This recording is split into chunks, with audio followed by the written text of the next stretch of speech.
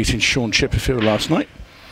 But it's very hard to keep the stamina up when you're playing 2 tournaments and you're going deep into both. Yeah, that's it. I mean, there's a lot of matches to play, especially if we're talking about Tom Cousins, and when he played Rob, there was a bit of fatigue setting in, a bit of tiredness. I don't know. I didn't play quite to the level you'd expect of Tom, but yeah, there's a lot of matches to play across the 2 tournaments over the weekend. And for Tom, obviously, he was in the semi-finals of the first event at that point, and he was able to recover from the loss to Rob and get over the line to win the first event of the weekend. But even though Tom didn't play to his best, Rob would have took a lot of confidence from that victory. He did look very comfortable playing out there, and beating someone like Tom, it does give you that confidence that you believe you can go on to, you know, potentially win the event, especially someone of Rob's calibre. Absolutely. Yeah, tremendous potter, Rob Wharne. Just gone a bit heavy there with the cue ball. I just wonder if it's a little bit, let's say your head's a little bit clouded in the morning. I never used to like the morning matches myself. Yeah, first match of the day, sometimes the table play is just slightly different. Obviously it's a new day, it's a bit cooler in the arena, so the table might play slightly different, and obviously Rob's got to get his arm going a bit. It's the same for Christophe as well. First game of the day, you want sort of an easy chance to sort of get the feel of the table and get your touch back in your cueing arm. Yeah, I think when I had early morning matches, I tended to get up like really early, sort of like 6 AM, and well, if you could get into one of the rooms where in the hotel where they've got the tables up for the amateur tournaments, and I'd get on the table there and just, well, clearly ladies come around me and have half an hour just to loosen the arm, because it makes all the difference. Yeah, it's always good if you can to just get your cueing arm going in the morning, just to have a little knock and get a feel for things, stretch your muscles out.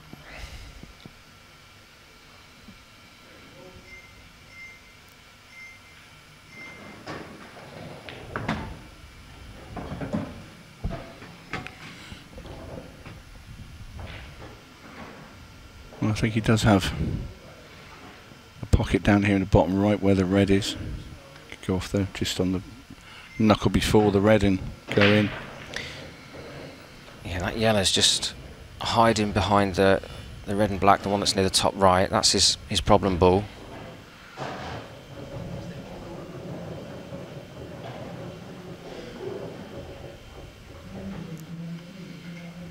Looking at cutting it down here towards this red, just checking it. Yeah, to be fair, from this camera angle, it looks tight if he can see it, but he obviously thinks he can. If he can get it out of the way now, that would be a big plus. Tremendous shot there from Christophe. And that's given him a very good chance now. Maybe a little dinky cut along this side rail, but let's have another look. Play to perfection. Yeah, just pushing that other yellow over to the top left helps as well. Just got to mind his cue ball here. Another good shot. What a blistering start here from Christophe Lambert.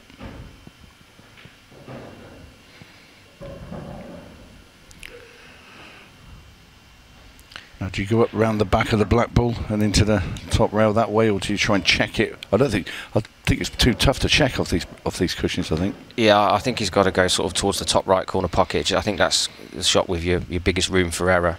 And obviously if you land on it, you're getting on the 8 balls easy. That's the route he's gone. That looks good. He'd like to have an angle. Not a problem if he is straight. He can screw back and have the 8 ball to the left middle if he needs to. I think he can pinch a tiny bit here and just pull the cue ball over, Lewis.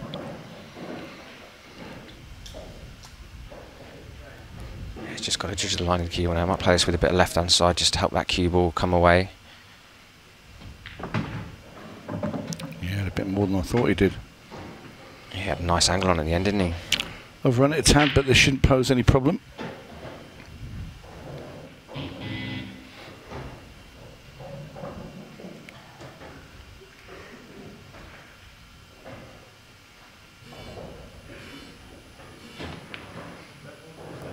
I say that, and he sort of got off the cue a bit quick there, did Christophe? Yeah, that felt like a bit of an edgy one. Yeah. It was up to that point. It was a Great clearance as well. But he did lift it a tad, and I know you're like for me when I watch you play, very textbook, you know, very snooker stance and cue orientated. You know, if people that are looking want to know how to cue and stand, I would suggest have a look at you.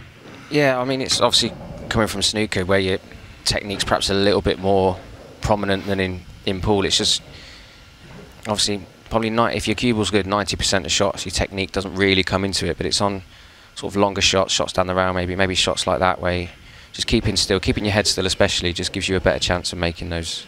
Yeah. How old were you when you started playing, Lewis? If you don't mind me asking. I think I was quite late. I was about 13. Really? It's probably quite late, really. Yeah. What? Never picked up a cue before that? No, not like a little bit. My dad used to take me up a local snooker club a little bit when I was a little bit younger. But right. Yeah, when I got to 13, I caught the bug, and that was it. I was hooked then. Yeah, cool. Right, thin slice, is it, or is it top corner? I think probably top corner for the whacker. Probably didn't think he was going to get another bite at this cherry in the first frame. Yeah, even though it's only the first frame, it's a nice steal for Rob. He would have probably wrote this one off when Christophe got down to that top yellow. But as it is, Rob is going to take the first frame.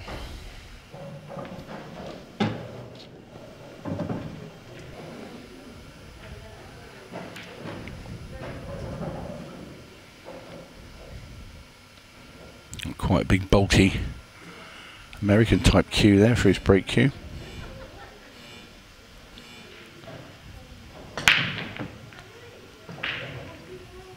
That looks to be dry.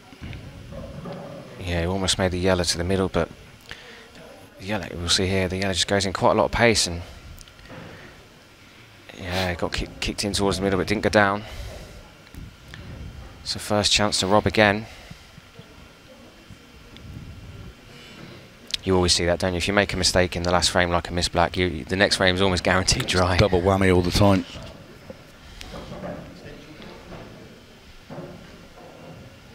Had it last night in the final with Sean Chipperfield against Tom Cousins.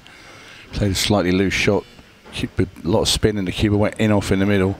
Cousins cleared up, and then it was Sean's break next, and he broke and went in off as well. And Tom cleared up, and it was. Yeah, and then I think actually Tom actually broke and finished. I think it was triple whammy for that one. So you do feel for the players when the tide. I mean, it all just comes at once, doesn't it? It seems to. It's never a sprinkling. Yeah, it always seems to. The mistakes always seem to get doubled down on a bit. And of course, it is quarter-final day, and we do have all four quarters on this table, one after the other. So after this, we will have Cormac Kerr versus Dom Cooney, followed by the magician himself, Chris Mellin, playing Connor Tracy, and finishing up the quarter-final lineup will be Jack Whelan against Simon Fitzsimmons. So pretty mouth-watering ties all the way through. Yeah, some cracking games there.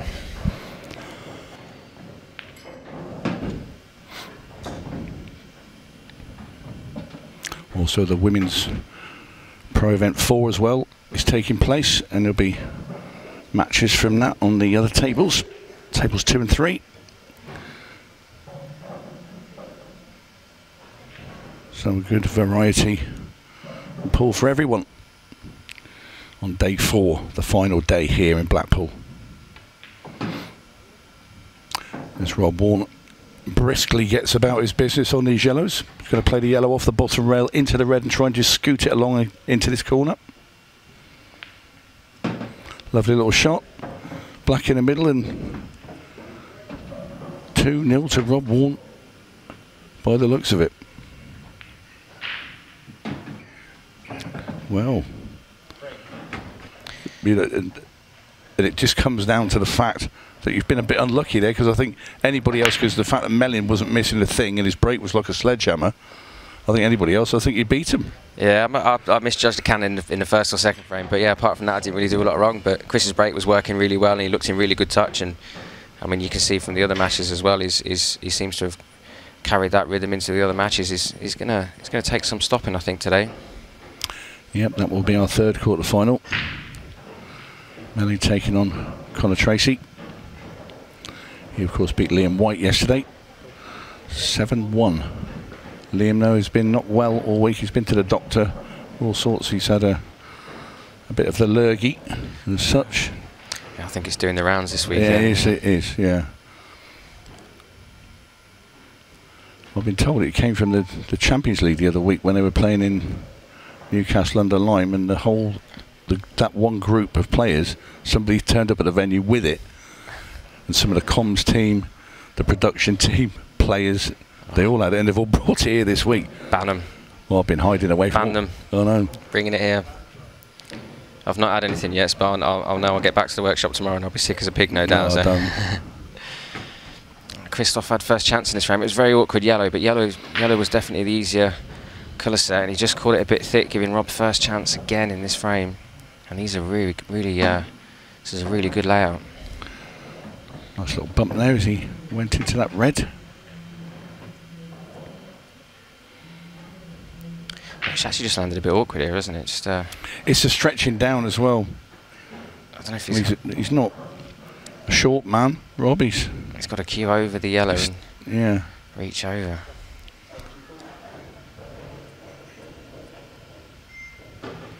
Well, he's opting for the other ball. I don't blame him. With Rob's potting ability, he can always come back down again, and he. Yeah, I mean, where the 8 ball is, you don't really want to leave it till last.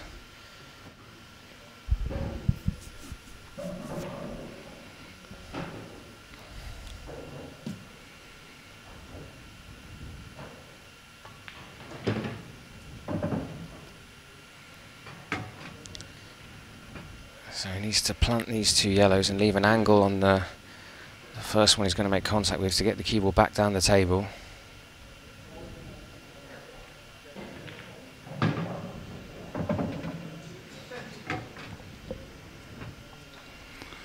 He's going to be playing this with a bit of left-hand side, trying to check the angle, bring the cue ball. If he can bump into that red that's just on the black spot, just full in the face, that will be perfect.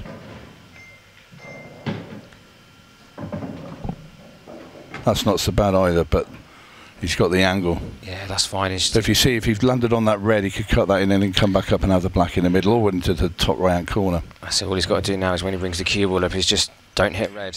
Find one of those gaps and he's guaranteed on to be on the black.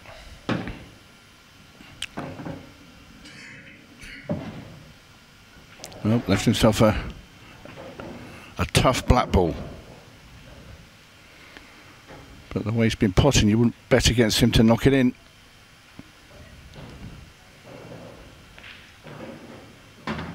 Very nicely done by Rob Wharne and the whacker.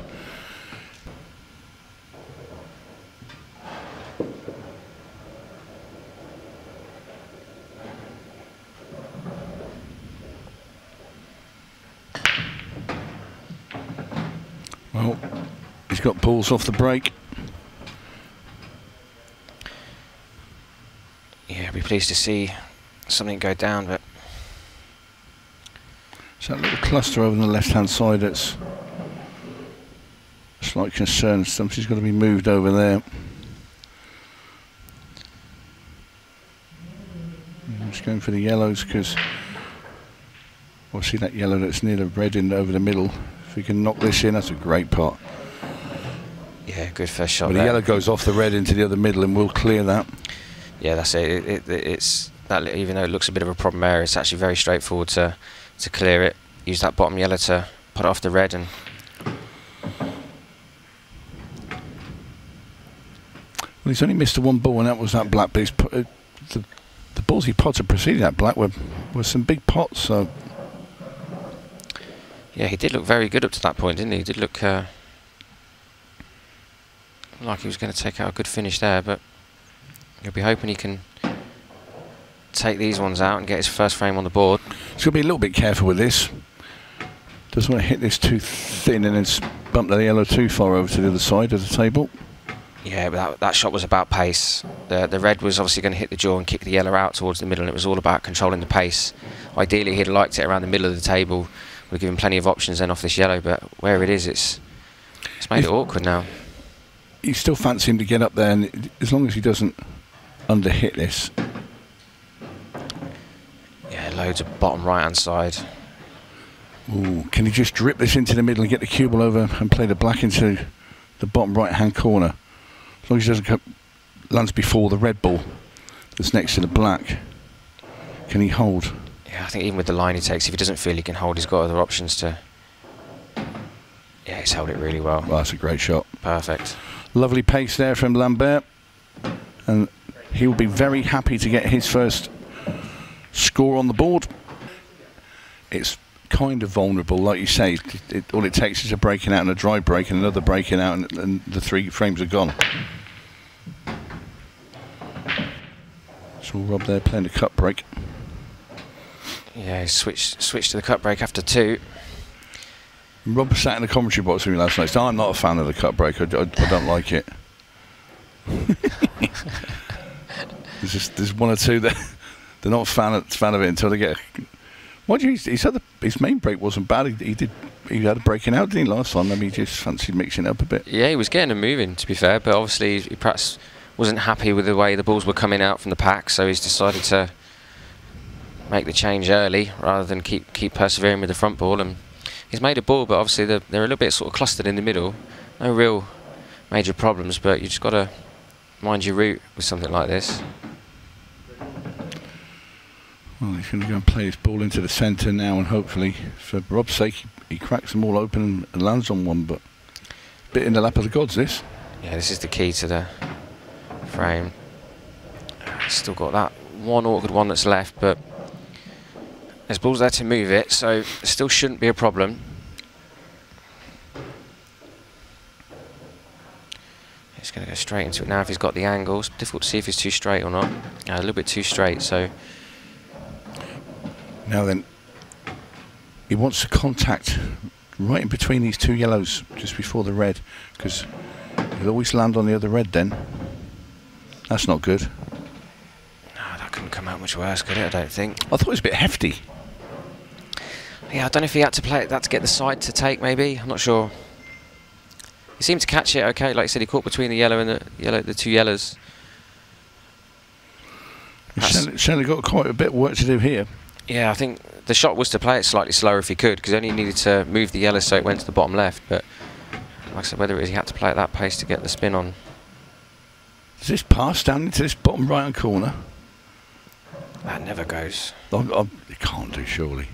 Must be playing a double. Oh, did that hit the white as well? Wow. He's going to end up glued to the black. Oh, that's good news, bad news. Yeah, well... If it's hit the white, then it's had a great bit of luck, and then it's had the worst bit of luck as well. Yeah, that's an incredible shot. I mean, what are the odds? Oh, he's going for a thin snick. His cue ball's going to go everywhere.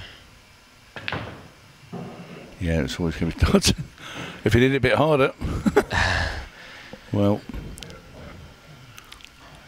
Christophe will probably feel a sense of justice. Yeah, and we were just talking about if Christophe can take this frame, he'll get back within 1, and these yellows are absolutely perfect. Yep, and he's in A1 position. And like you said, Luce, it'll be Christophe's break again next. If he does get a breaking out, he'll be back at levels.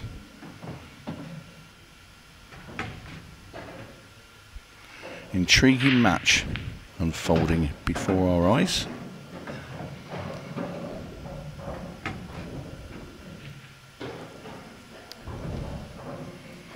Up for grabs a place in the semi-final.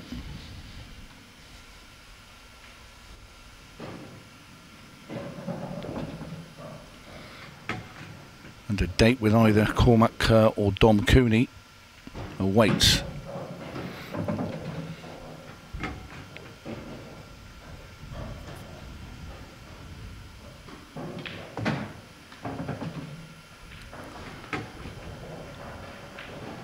And Christophe Lambert picks up the pace. Rob obviously felt that he could get it thin enough, and well, yeah, just caught the far jaw, so Didn't make it. Christophe made a ball on the last one and took him out. Let's see if he does it again.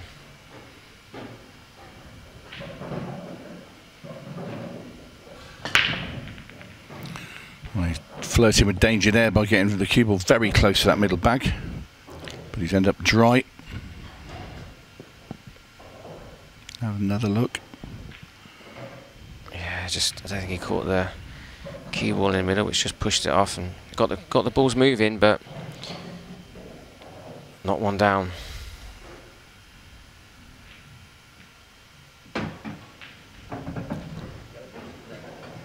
Well, these are nicely spread about.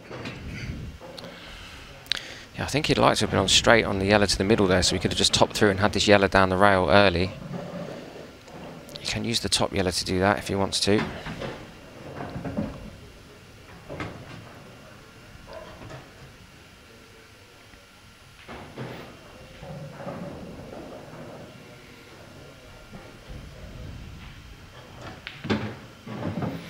Well, this match is going along at a nice steady pace, averaging about just under 4 minutes a frame. Still got half an hour of allotted time for this match. I don't think we'll be using it. No, I don't think the match clock is going to come into play for this game.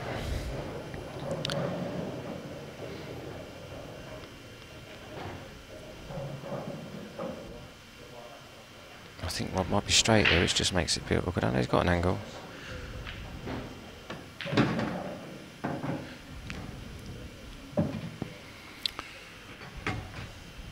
This is fine. Just roll this in, bring the cube off the rail a little bit, and just make sure you're not cueing it over the red. A little bit close to it there. Yeah, I'll tell you what. How many matches do you see where you have the white just drifts behind the red like that? As it stands, he's all right.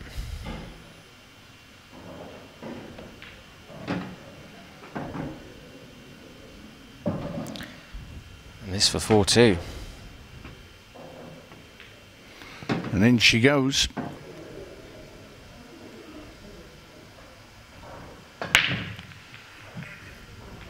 Stick it with a cut break then. And again, we're back to clusters.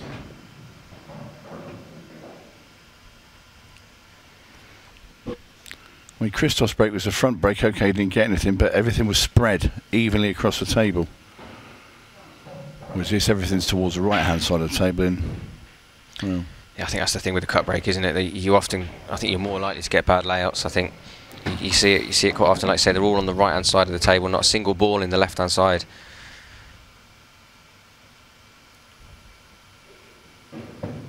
Then you'd rather make a ball with a bad break than not make a ball at all. So yeah, he's got a lot of work to do here. So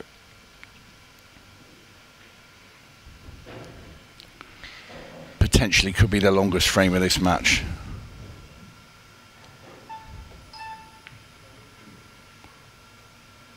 As Rob opts for a containing shot, just free a yellow out to the open, hand the table to Christophe. yeah, it's obviously the cluster at the bottom is the problem area for both colour sets, and both players are going to be wanting to engineer sort of some safety shots to develop that area or put balls in positions where you can break it out.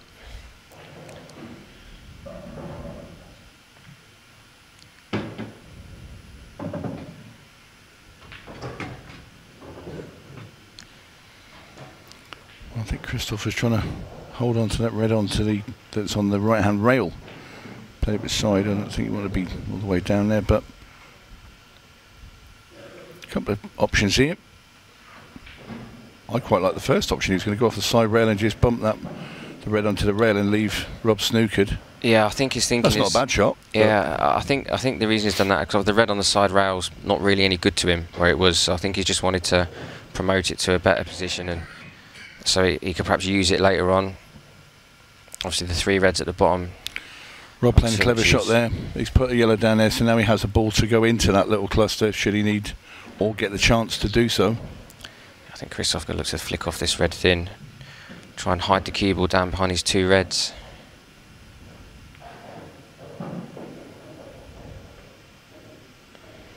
Well, I'm having a go now. I'm going up.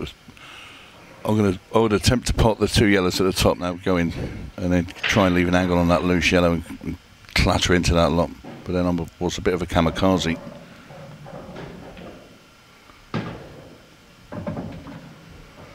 What if Rob could play this yellow into the yellow and red? I think that's certainly what he's going to play. I need a bit of pace to it, I think. There we go. Oh, that's turned out like, oh, it's just blocked him. I thought there for a second that he'd come out and landed plumb. God, if that red doesn't go in front of that yellow, then they're easy. Yeah.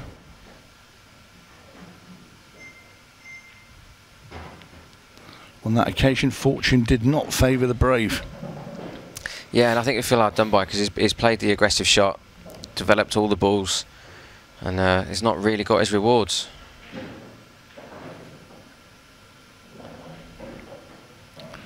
No other option there really for Rob but to develop the yellow and try and leave it as awkward as possible for Christophe and try and get another chance.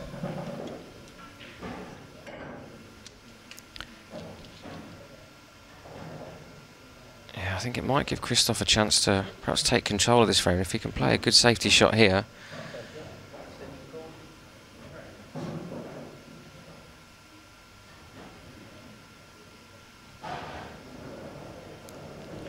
Not sure if he can play the red near the side round, just play with a lot of left hand side and sort of hide the cue ball behind the 8 ball, bring the red back out in front of the yellow.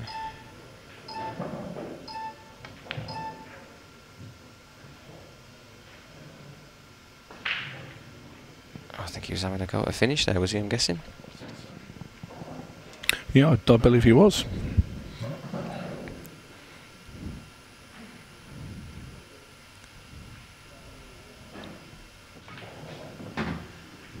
Can he get through to that yellow? Oh yeah, from that camera angle he definitely can.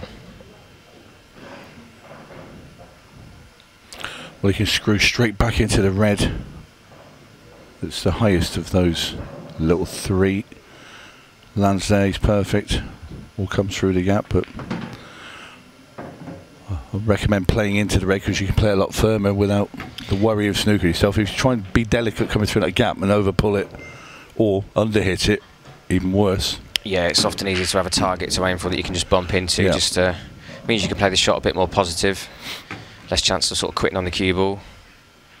And Rob will be very happy to take this frame. Yep, Rob Wharne now restores his.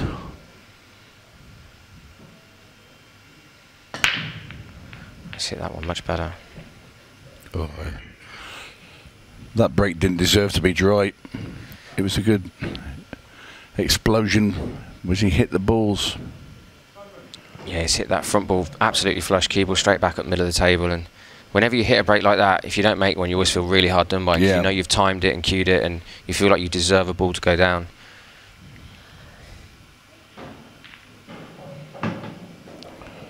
A little cannon plant by Rob Wharne on the reds to try and carve out an opportunity to get himself on the hill.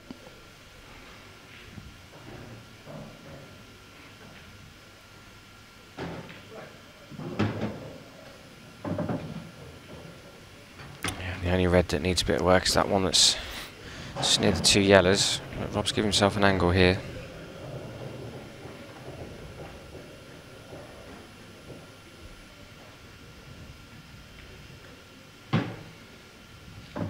He's deciding to hold the cue ball, drop on it.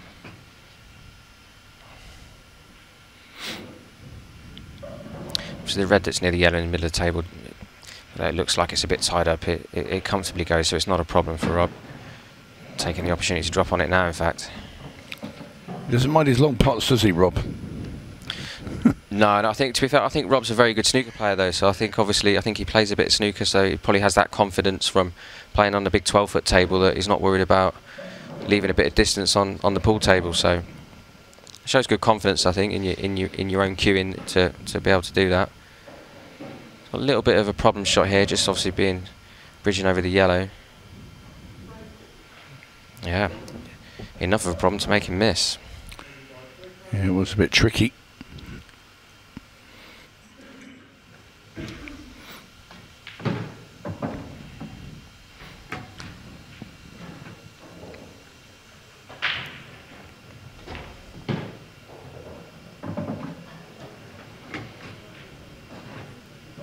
Nice leave on yellows here. We want to finish straight on the yellow to the middle to come across for the yellow on the right hand side.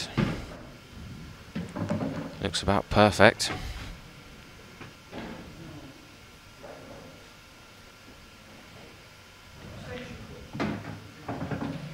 Well, a little bit short with that one. Yeah, I don't know if he was anticipating a little bit of a stronger roll on, but he's still fancying for this.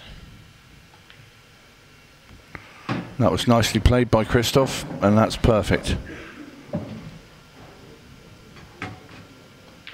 I feel like he's speeded up a bit as well. He has. There's no question. Is that well? We're still over 20 minutes on the clock, so it's not any desperation that way. But maybe he does want to. Oof! That one looks a monster. Hit that one much better, didn't he? Yes, he did. He's got about that 4 down. Yep. Yellow, the last one to drop in up the top there, 2 of each.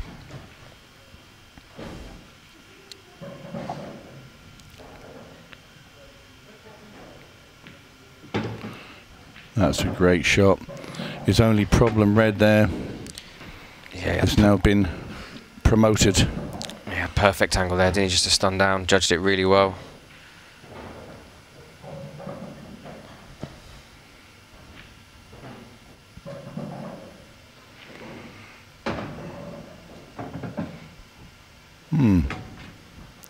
Not sure, want a little flick, but I think you just cut this red into the middle.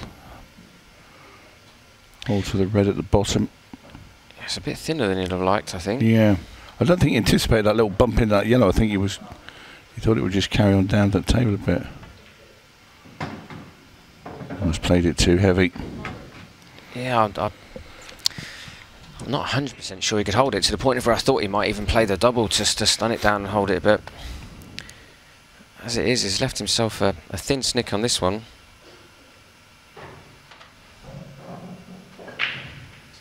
Yeah, this one, if he doesn't get this finished, this will one. If he loses the frame as well, this is one that will really hurt and frustrate, because this is 6-3 that was staring in the face, and now potentially if he doesn't get this, a 5-4. I think definitely from the layout Huge. he had. Obviously, he was perfect on the.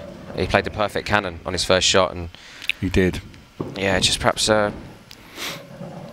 just played the wrong shot on that red where he tried to check it up. Maybe perhaps should have tried to go around the back of the yellows. Maybe that'd give him a bit more room for error. The one thing is, Lewis, those yellows are horrible. Yeah, they are not in a good position. And Rob's reds and black, you know, they're tap-ins, so any type of chance, it's frame over. What do you do on yellows here, Lewis? Well, there's not. Because I don't know what to do. There's not really a safe place. I don't know if he can. The yellow that is nearest, if he can stun it back and snooker Rob on the red to the bottom left and leave it so that he can't cut the red to the top right. But Christophe's gone for the long cut. Well, I'll tell you what, that was a very good attempt and a bit unlucky. But you see, whatever happened, every outcome was leaving Rob a tap and finish.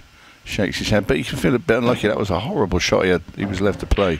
Yeah, you do. You feel a bit aggrieved as a player in that scenario, because obviously Rob had not took out what was a fairly easy finish and made the mistake, and Christophe's come to the table and got nothing. You know, and you feel like when your opponent makes a mistake, you want to punish them, and to not even have the chance to. I mean, Rob putting his hand up there sort of says it all. He's just moved the cue ball a bit more central as well, hasn't he? Yeah. And that's a very good break. It's not landed ideal though, is it? Yeah, and that red's just gone in front of the two yellows, just creating a little cluster that he'll have to deal with. But these are the little things when you kind of feel it's not your day.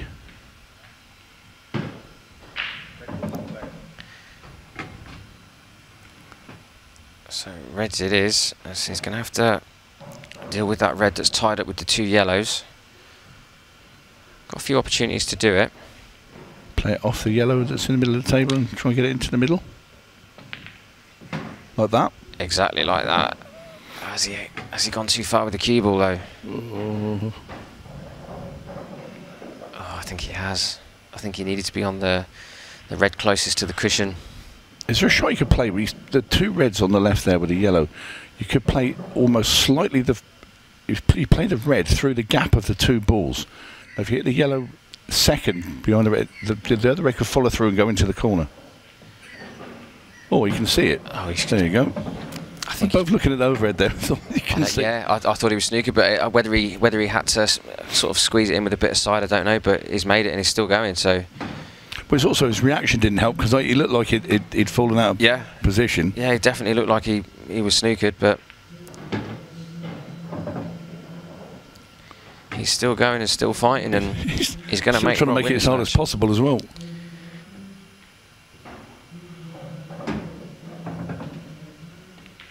Well, give that man a round of applause. He's fighting away, he's Christophe.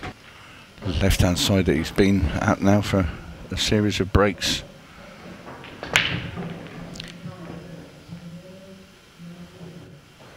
Oh, yellow just creeping into that middle. Yeah, and he hit the break pretty good, to be fair. He just made one of the last balls move in. And for a fleeting second, I thought he was going dry, just falling into the middle.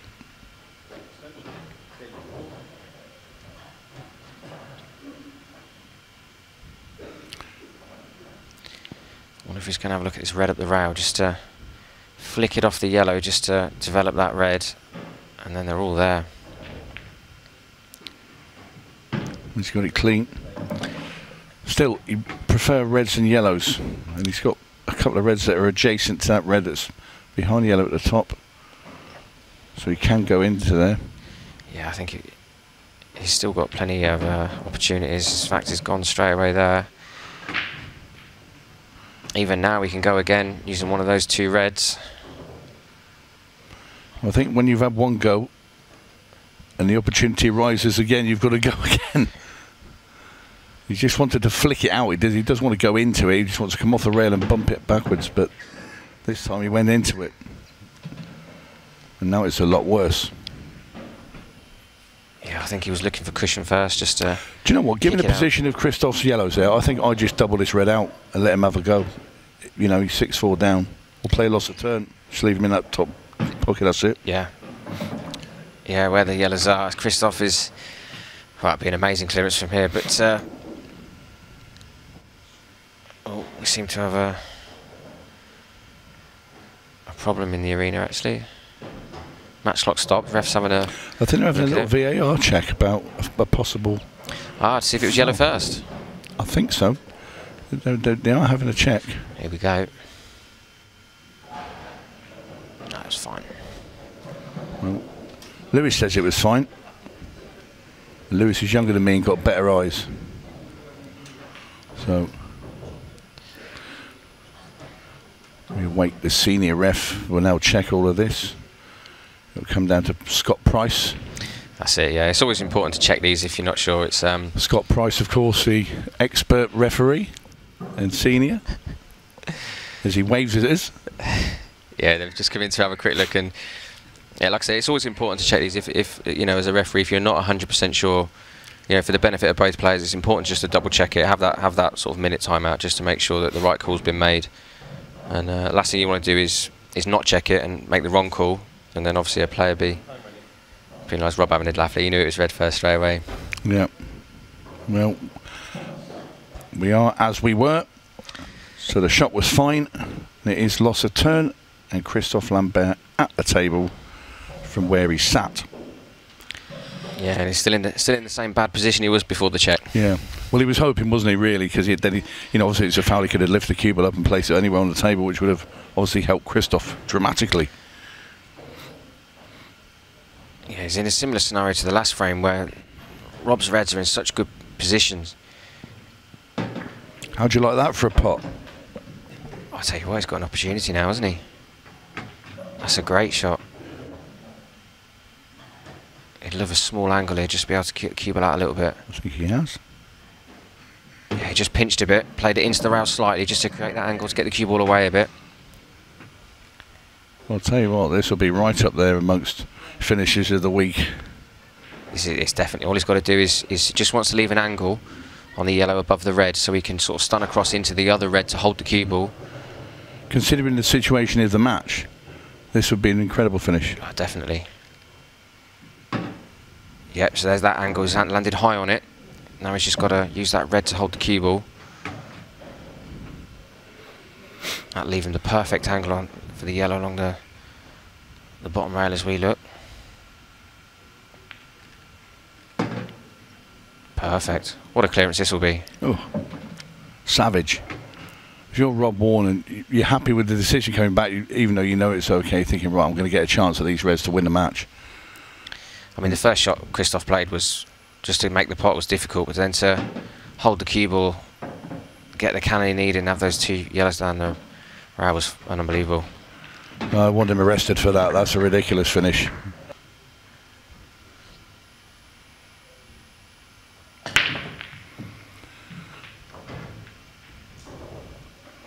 Well, he's got a ball down, but not the one he wanted, and just look at, well, both colours, but yellows look ridiculously easy. Yeah, they've just popped open perfect, haven't they?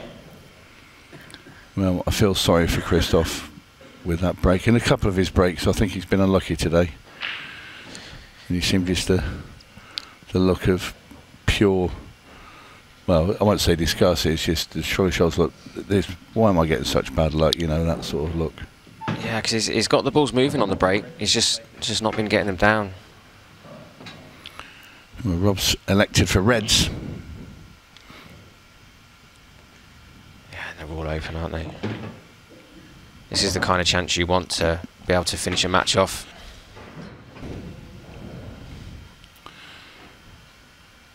We should be able to get it done and dusted before it goes to 15 seconds a shot.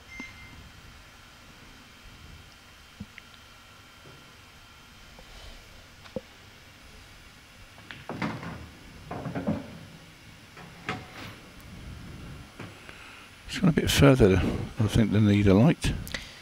Yeah, I think he was wanting just to float the cue ball across to have the red into the left middle, but as it... Well, you're bumping into all sorts there, and he's been a bit fortunate for me. Yeah, when you start making cannons when you don't really need to, you don't really want to be changing the map of the table too much when they were where they were.